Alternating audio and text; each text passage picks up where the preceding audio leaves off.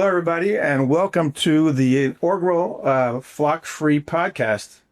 Never thought I'd be doing a podcast, but if I'm going to do one, it's great to have our first guest, Nico, from Petslandia. We're actually collaborating on a project together down in the Caribbean. We're going to bring our products down to the Caribbean. And Nico has a wonderful spike product that we're going to talk about today. You know, we actually have a spike that I invented. It actually moves and it's a very cool spike. And we have a patent on it and everything. And then right when we were getting ready to order our next batch, I saw your spike. And it ruined my day because I didn't have to make my spike anymore. So making my life easier.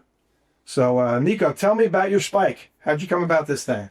Thank you. Of all things, a spike. Yes, thank you first to invite me to the first podcast. It's an honor for me. I always bring lights to people's life, so this was maybe the reason. Okay. So how I get involved with the podcast. So I come from Italy and live in the US for 30 years, and I do mostly importing and exporting product. That's what I do. And during the pandemic, when everything was shut down, there was no business, everything was dead, you was receiving phone call almost every other day from a friend to help him with a pest control product for bird deterrent. And be honest, I don't know what to do with this thing because I don't know nothing about the business, but be a salesperson, being selling things. I look at it, I send them in some sample, and I start to do research, I start to looking around, and I bump into you guys. That's when we started to do. I remember one of the trade shows early on. Right. It's funny, we do have that in common because I never thought I'd be bird control, ever. I was a parking lot sweeper. We were sweeping parking lots across the Northeast for Home Depot and things, and we just kind of followed the money, so to speak. So being a kind of a sales guy looking for some money, we got into bird control too, quite by accident. So what I like about these is they're the stainless steel aspect, low profile. They kind of fit into what we're looking for because we like to do things and be invisible, you know. So tell me about the actual mechanics of it, you know. So the product was the reason why the product was created because everybody has the same spikes for, I believe it's for the last 20, 30 years. Nobody ever made anything new. A few little changes or some in plastic, some whatever. So, but we won't look.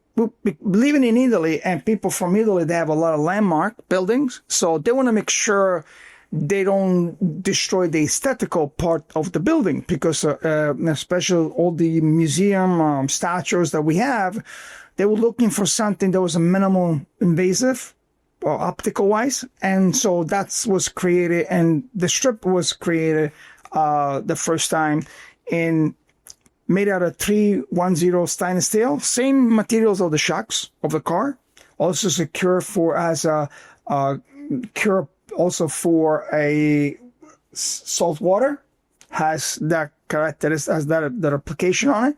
And as you can see, it's very friendly, very small, very flexible. You can do anything you want with those things. And we always thinking Italian people, they're lazy. So when you're lazy, I'm sure all our Italian friends out there are going to like. So you gotta. I didn't say that. Remember one thing. Being lazy, you create things. Yes. You inventing things all the time. So it's not a bad thing. It's good things. The guy who invented the remote control, he was a lazy guy sitting on the chair. He doesn't want to stand up. So that's why he did it. Invent the remote control. It's very important things. People think it that way. It's not a bad thing. So we make sure there's a lot of holes here. So when you went up on top of a building something, you don't have to drill it because it's very hard to drill this. It's not that simple. So you need a special bits for this. That's why reason. Especially when you're up on a lift, the less tools you need, the better, right? It's very difficult to get up and down. Correct. That's why we created holes. We made it this way with the holes for that reason. Also, the way it's created, if you need to interlock them, you don't need. You can just interlock. It's very easy. That's why we did that. So this is another twister. Another very important thing. So let's suppose you don't have a tool to cut this product. You do windows. Now, if the window is kind of doesn't fit the 1.5 feet and is a little longer, you can adjust to that. You can adjust to that overstock, and you don't have to worry about it. You can go straight to the measurement, the size that you have, that you need it, and you're good to go. And some people are going to say, well, you're wasting material, but time is money. That's what it is. When you're up on the lift and you're working per hour, that's where the cost comes in. You have to, charge extra money for things. That's why it's so great they have 50-foot rolls too. Correct. 50-foot roll, how much time does it save to put a 50-foot roll compared to individual pieces? The 50-foot roll is my invention. I come up with this thing because I always thought about if this can be so flexible as this. So I spend a lot of time tell them that's the I want to roll. My guy in Italy, the manufacturer, we're making a thing that says impossible. You cannot do it. I said, listen, don't tell me you cannot do it because I have a little experience and my background is welder, underwater welding, and I build a lot of things. And I say, you know what? We're going to make it the roll. It finally came out. So this is what we did. For the lazy installers out there, rolls of. No, this is a very important thing. Is when you on top you have a scaffolding and everything. Two guys, one on the side, one on the other side. They put it down. Everything very easy to install it. We did a job, but they did a job in Italy, which I have a picture one day. I will show. We'll show it here. Next time we do a podcast, I will show that picture. Two guys is totally 15 meters equivalent to 49 feet. Exactly what it is. Two guys, what they did is, because it's a concrete building, this is near the Vatican, this is the same place. So what they did is, they coated the ledge of the building, they coated with the asphalt, liquid asphalt. And then one guy on one side, one guy on the other side, they lay down like this, all the liquid asphalt went into the holes. When he dried it, it became one piece. There you go. 40. What I like about it is that it's virtually invisible once it's up.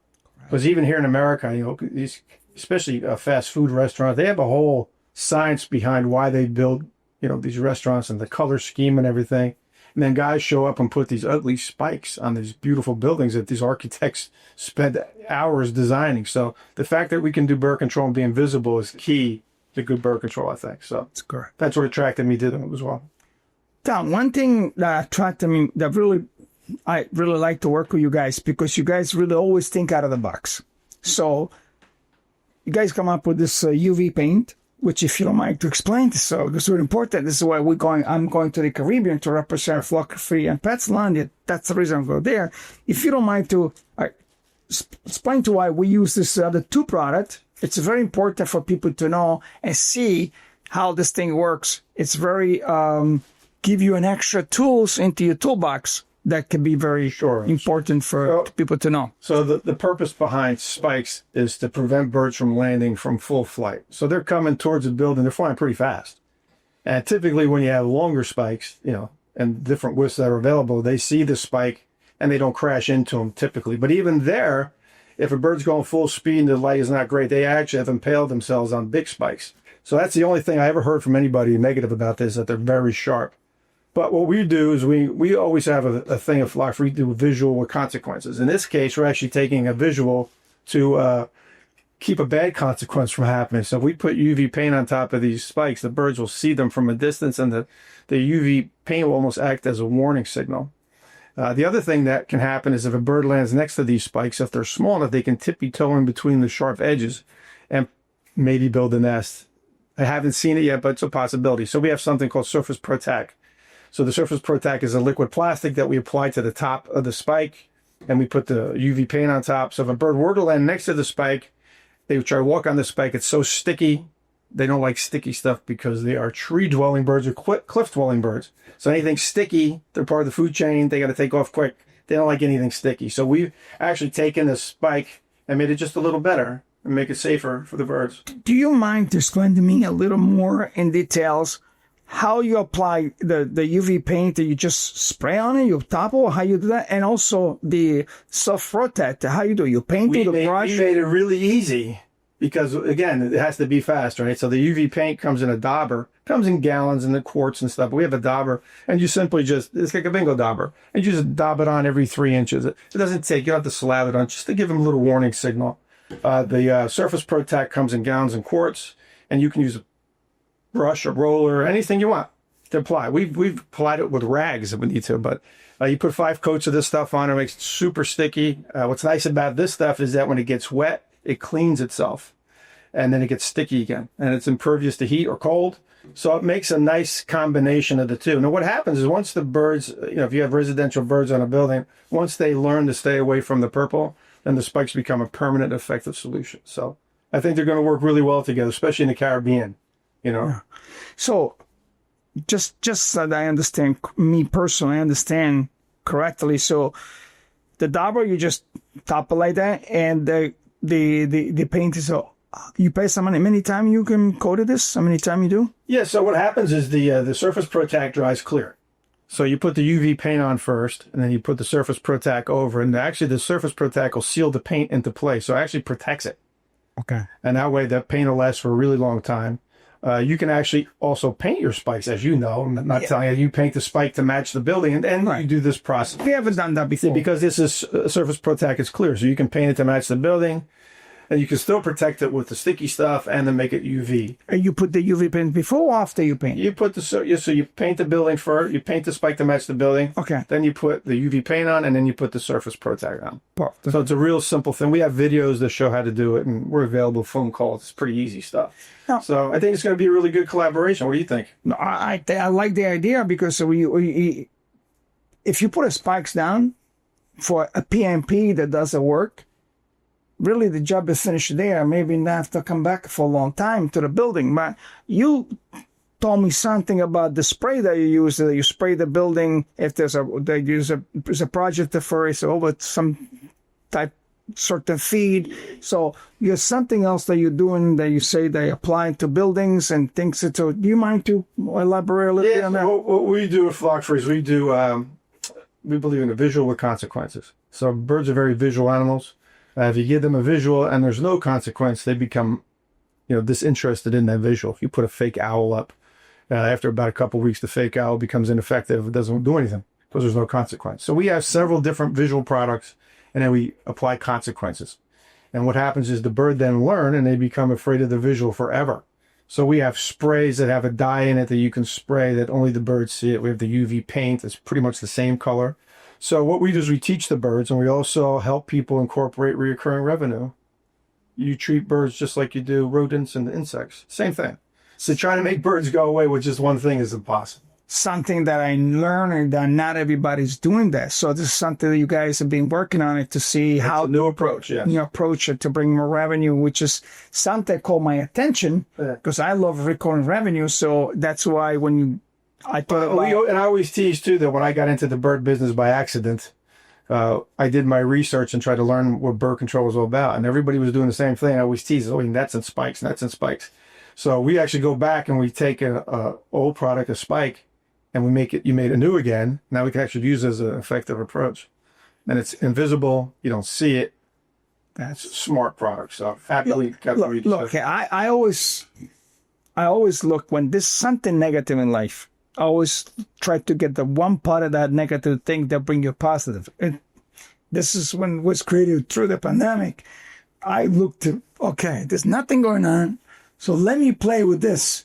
See, because right now nothing's going on. I have all the time in the world to do something, and that's how we are today. So we come up with this little thing. It's keeping evolving, and see this keeping evolving. And it's very interesting. Now we collaborated to do some work together. It's important to stay curious, right? Try to solve problems and do things different, and that's what makes it fun. Yeah, I really, and I like that you guys always have an open mind to do things. That's what really called my attention to work with you guys. Yeah. And now many other people that just kind of close mind. They just the way they do things is you guys always open to new things that make us more profitable, more revenue. That's why it was very interesting. Well, it makes it fun to work with guys like you. So I appreciate you being on the first podcast. Thanks for coming. Thank you for inviting me. Hopefully have some successful installs in the near future and things go well for us. Definitely will. We're going to work hard. So we'll have you back again once we start introducing the products to different parts of the country. I'm sure we're going to run into some crazy things and scenarios. We get to talk about those and how we solve them. Exactly. Nico, thank you so much. Appreciate it. Appreciate it. Pleasure. Thank you so much.